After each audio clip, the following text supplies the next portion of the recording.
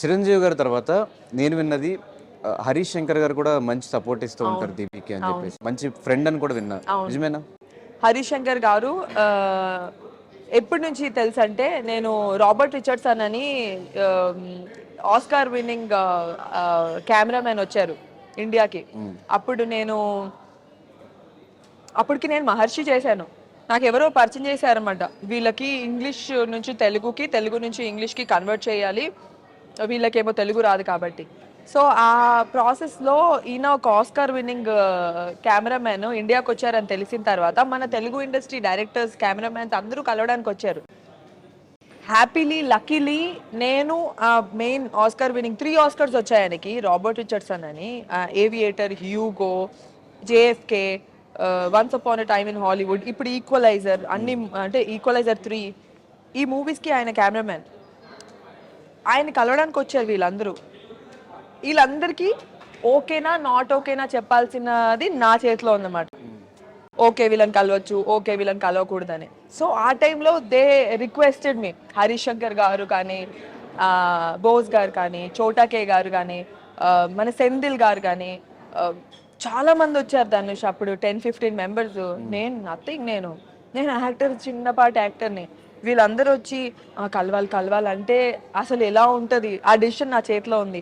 అప్పుడు హరీష్ శంకర్ గారు సెట్కి పిలిచారు, ఎలాగైనా హెడ్ సెట్కి తీసుకురండి అని. అండ్ సెట్కి వెళ్తే ఈయన తీసుకొని నన్ను ఎంత రెస్పెక్ట్గా చూసుకున్నారంటే హరీష్ శంకర్ గారు, ఒక అమ్మాయికి ఎంత రెస్పెక్ట్ ఇవ్వాలో అంత రెస్పెక్ట్ ఇస్తూ, తీసుకొచ్చినందుకు చాలా హ్యాపీ ఫీల్ అవుతూ సెట్కి తీసుకెళ్ళినందుకు చాలా బాగా చూసుకున్నారు హరీష్ శంకర్ గారు, బోస్ గారు కెమెరామెన్. అండ్ ఆ తర్వాత నుంచి నేను బిగ్ బాస్ వెళ్ళినప్పుడు సార్ నాకు ఒక బైట్ కావాలని, హరీష్ గారు నాకు ఒక బైట్ కావాలి అని, దాని తర్వాత ఏటీఎంలో ఆపర్చునిటీ ఇచ్చి, దాని తర్వాత ఇప్పుడు మళ్ళీ మాకు ఇంకొక ఈ సినిమాకి టాక్స్ అవుతున్నాయి. So is always there in my life. Even before my career started, Harish Garu has always been there, and he's like a mentor, he's like a very good friend. And especially Harish Garu, he's a bold man. ఆయన ఎవరితో భయపడరు ఇండస్ట్రీలో. ఇప్పుడు ఈ అమ్మాయితో క్లోజ్గా మాట్లాడితే నన్ను ఎవరైనా ఏమైనా అనుకుంటారా, ఇప్పుడు వాళ్ళతో క్లోజ్గా మాట్లాడితే నన్ను ఎవరైనా అనుకుంటారా, నేను ఇంత స్ట్రైట్ ఫార్వర్డ్గా ఉంటే ఎవరైనా, ఇలా ఏం లేదు. ఎవరు ఏమనుకున్నా ఎవరేమనుకోపోయినా ఈజ్ లైక్ అ మెంటర్. ఎప్పటి నుంచో ఉన్నారు మన లైఫ్లో. So he's there, he's always been very helpful. మరి ఉస్తాద్ భగత్ సింగ్ లో ఎందుకు ఆపర్చునిటీ ఉండాల్సింది? నేనైతే అడిగాను. అంటే యాక్చువల్లీ నాకు రోల్ ఇవ్వకపోయినా పర్లేదు, పవన్ కళ్యాణ్ గారిని చూసుంటే బాగుండేది. బట్ ఇంకా అవుతుంది కదా షూట్, ఇంకా కంప్లీట్ అవ్వలేదు.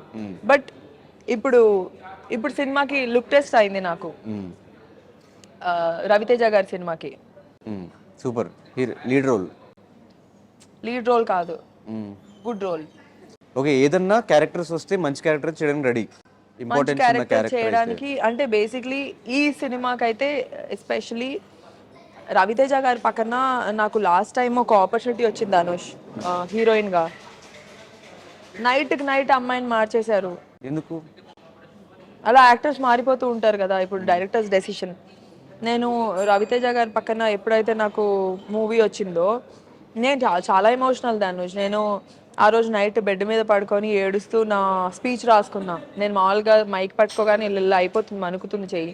అలాంటిది నేను ఇలా మాట్లాడాలి, అలా మాట్లాడాలని స్పీచే రాసేసుకున్నా. అలాంటిది 3 అమ్మాయిల్లో ఒక అమ్మాయి నన్ను అన్నారు, రవితేజ గారి పక్కన 4వ అమ్మాయి అయినా ఓకే నేను. అండ్ అంటే దానివల్ల నా కెరియర్ బిల్డ్ అవుతుంది కదా. అనుకోకుండా జరగలేదు. దాని తర్వాత అనుకున్నాను రవితేజ గారితో వచ్చింది కాబట్టి లీడ్గా ఒకటి చేస్తే బాగుంటుందని. ఈ సినిమా కూడా హరీష్ శంకర్ గారు అనుకుంటే, హరీష్ శంకర్ గారు నువ్వు ఇది చెయ్యంటే నేను చేసేస్తాను, వద్దు అంటే చెయ్యను. నాకు సార్ అంటే అంత రెస్పెక్ట్, నాకు హరీష్ గారు అంటే చాలా రెస్పెక్ట్. అలా కొంతమంది ఉన్నారు ఇండస్ట్రీలో నేను చాలా రెస్పెక్ట్ చేసేవాళ్ళు, నా లైఫ్లో ఉన్న వాళ్ళు.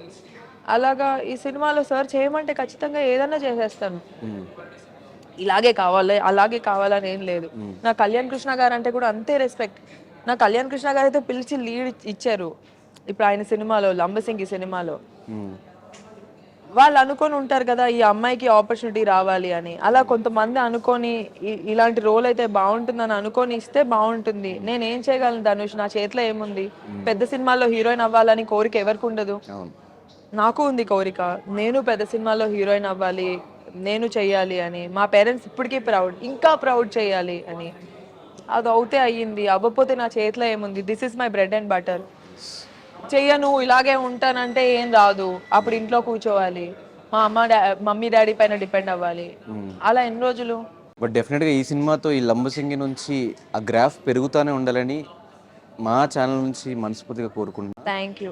ఈ రోజు నుంచి లంబసింగి ప్రీమియర్స్ స్టార్ట్ అవుతున్నాయి. సో సినిమా గురించి ఆడియన్స్కి చెప్పాలంటే ఏం చెప్తావు? లంబసింగి సినిమా ఒక మంచి లవ్ స్టోరీ.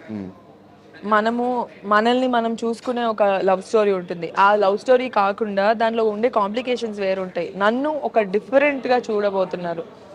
నేను ఒక డిఫరెంట్గా కనిపిస్తాను. అరే భలే ఉంది కదా ఈ అమ్మాయి, స్వీట్గా ఉంటూనే రెబల్గా కూడా ఉంది, బాగా చేసింది అని అని అనుకుంటారు. And it's a fresh feel వస్తుంది. అండ్ ఇది నా ఫస్ట్ మూవీ, చాలా ఫ్రెష్గా, చాలా కష్టపడి చేశాము. నా చేతిలో కొన్నే ఉంటాయి ధనుష్, నేను దాన్ని మించి నేను కరెక్షన్స్ కానీ ఏం చేయలేను. మన డైరెక్టర్స్ ఏం చెప్తే, మా టీం ఎలా చెప్తే అలా చేస్తాను. ఈ సినిమా వల్ల నా ఇంకా కెరియర్, నా ఫ్యూచర్ డిపెండ్ అయ్యి ఉంది. ఈ సినిమా మీరు అందరూ చూస్తే నా ఫ్యూచర్, నా కెరియర్ మీ చేతిలో డిపెండ్ అయ్యి ఉంది. అంతే. ఎస్, లంబసింగి ఈ రోజు నుంచి ప్రీమియర్ స్టార్ట్ అవుతుంది. మీ నియరెస్ట్ థియేటర్స్కి వెళ్ళి సినిమా ఎలా ఉందో కమెంట్ చేయండి. Thank you so much. Thank you.